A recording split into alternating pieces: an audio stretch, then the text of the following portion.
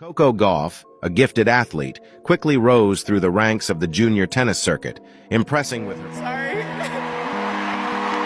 Meltdown, brutal loss, and epic comeback that saved USA. The tennis world just witnessed one of the most to national hero faster than you can say double fault. What started as a controversial comment about American tennis fans spiraled into a social media firestorm, a catastrophic on-court collapse, and finally a redemption story so compelling it could be ripped straight from a Hollywood script. This is the kind of roller coaster that reminds us why we love this sport, why we can't look away, and why Coco Gauff remains one of the most captivating figures in tennis today. The drama began innocently enough with a simple question about home court advantage. When asked whether American players truly feel the support of their fans when competing on foreign soil, Gauff dropped a bomb that would detonate across social media within minutes. She didn't sugarcoat it, didn't play the political game, and didn't give the sanitized answer everyone expected. Instead, she declared that American crowds are the worst supporters in tennis. Not mediocre, not disappointing, the absolute worst. For a player who has become the face of American tennis, who carried the flag at the Olympics, who represents brands worth millions specifically because of her connection to the American market, this was a seismic statement. The backlash was immediate and merciless. Twitter exploded with fans feeling betrayed, insulted, and angry. Some defended her brutal honesty, while others accused her of being ungrateful and out of touch. The debate raged across every tennis forum, every social platform, and every sports talk show that could grab a microphone. But here's where Gauff's week went from controversial to catastrophic. Just 30 minutes before she was scheduled to step onto the court in Perth, Australia, for a critical United Cup match against Spain, Gauff made a decision that would haunt her for the next 2 hours. She opened social media. She read the comments. She attempted to clarify her position, to add context, to calm the storm she had created. Any sports psychologist will tell you this is tennis suicide. The absolute last thing any athlete should do before competition is dive into the cesspool of online opinions, especially when those opinions are about you and especially when they're overwhelmingly negative. But Gauff is young. She's human, and she made a mistake that countless athletes before her have made. She thought she could control the narrative. She thought she could fix it before the match. She was wrong. What happened next was nothing short of a meltdown. Gauff walked onto the court to face Jessica Monero, the 42nd ranked player from Spain who on paper represented no threat whatsoever to the world number 3. This should have been a routine victory, a confidence builder, a chance for Team USA to assert dominance in their title defense. Instead, it became a nightmare.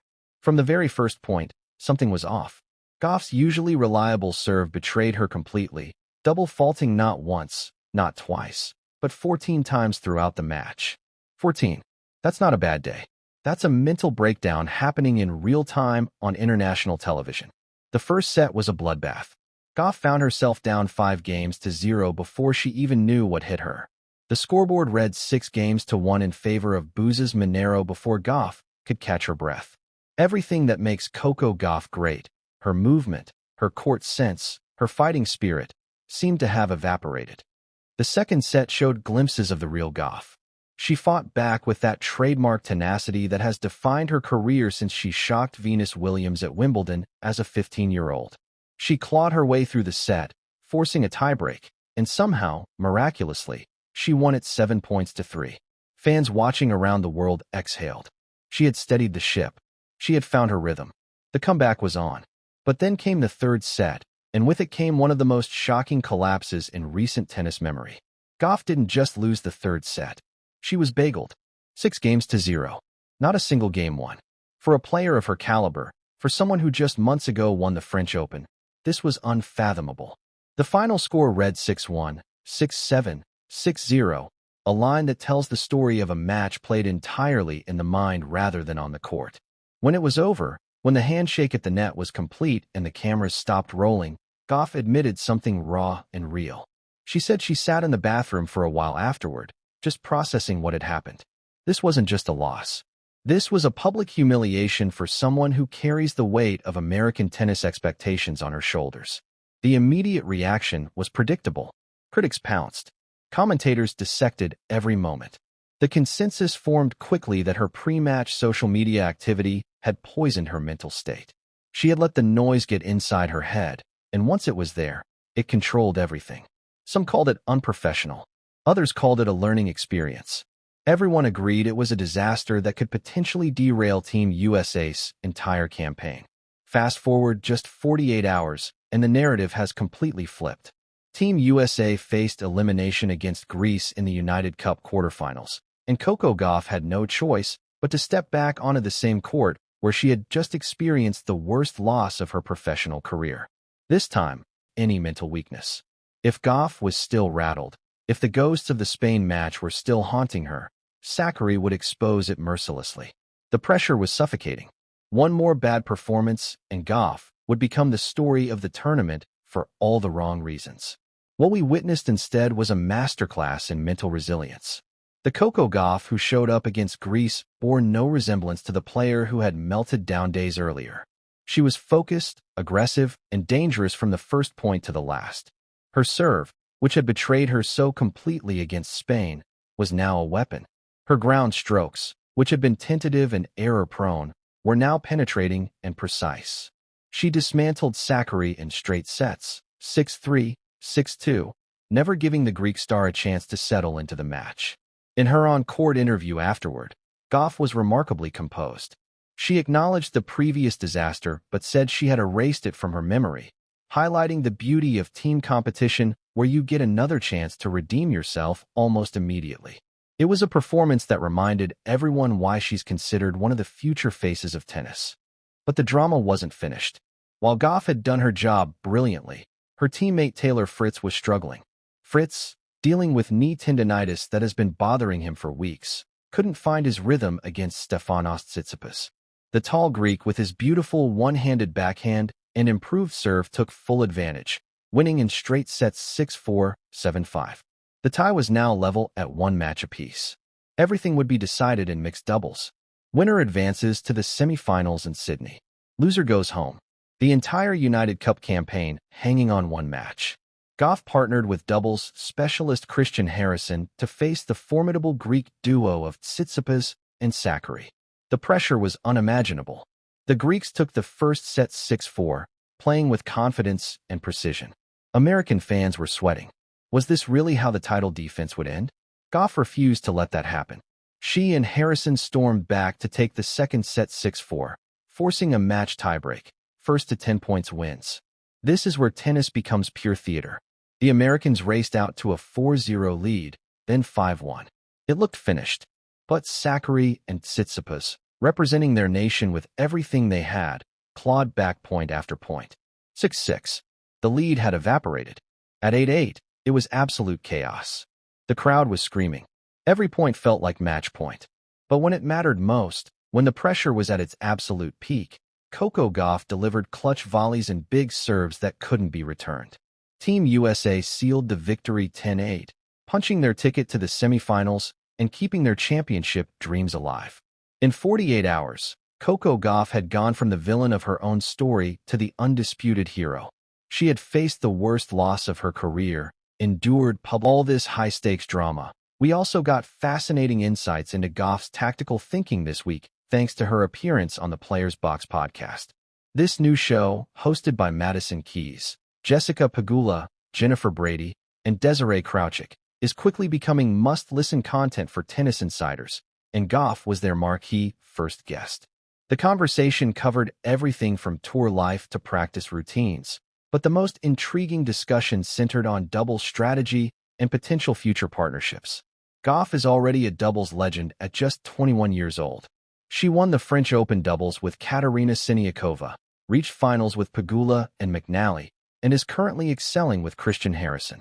But the real fireworks came when she discussed a potential partnership with Madison Keys herself.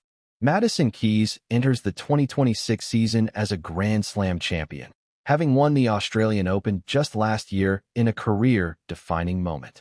Gauff followed that up with her own French Open title, making both women reigning major champions and two of the hottest players on tour. When asked about potentially teaming up with Keys, Gauff's enthusiasm was palpable. She first joked about her partnership with Pegula, admitting with a laugh that they never really had a strategy. It was basically if they returned serve while they won, and if they didn't, they lost. Simple as that. But regarding Keys, Gauff saw something special, a tactical fit that could be devastating. Gauff explained that Keys serves so well and hits her forehand so big that the strategy could be beautifully simple. Keys could just bomb serves and crush forehands from the baseline, while Gauff positions herself at the net to clean up whatever weak returns come back. It's a terrifying proposition for any opposing team. Madison Keys hits perhaps the heaviest ball on the women's tour. Her forehand routinely clocks over 90 miles per hour, and her serve can reach 120. Pairing that raw power with Coco Gauff's exceptional net skills and court coverage creates a doubles team with virtually no weakness. Keys provides the firepower. Gauff provides the finesse and finishing ability. With both entering 2026 as Grand Slam champions, speculation is already building about whether we might see a Gauff-Keys super team at upcoming majors or perhaps at the Olympics. The seed has definitely been planted, and if it comes to fruition, the rest of the tour better watch out.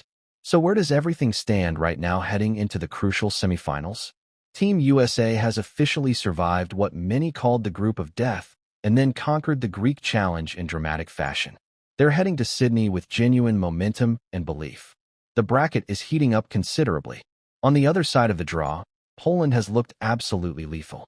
Iga Swiatek, the world number 2 and multiple Grand Slam champion, destroyed Susan Lehmann's 6-3, 6-2 with her usual precision and power.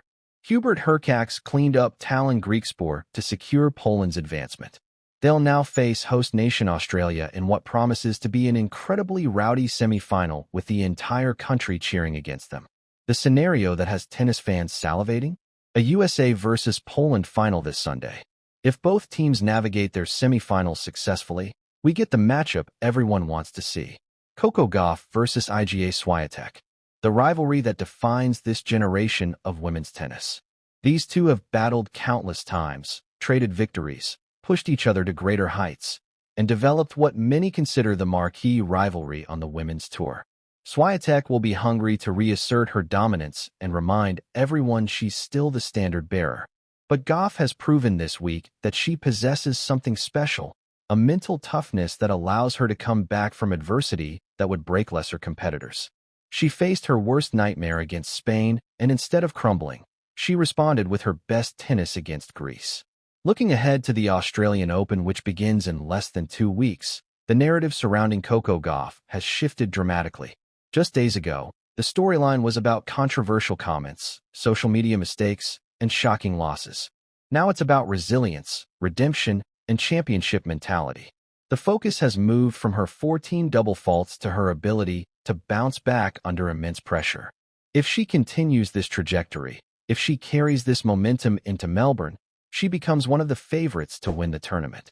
And if she does team up with Madison Keys for doubles as discussed on the podcast, we could be witnessing the formation of a partnership that dominates for years to come. Sorry. Despite winning a Grand Slam, as a black athlete, Coco Gauff defeated the veteran Venus Williams.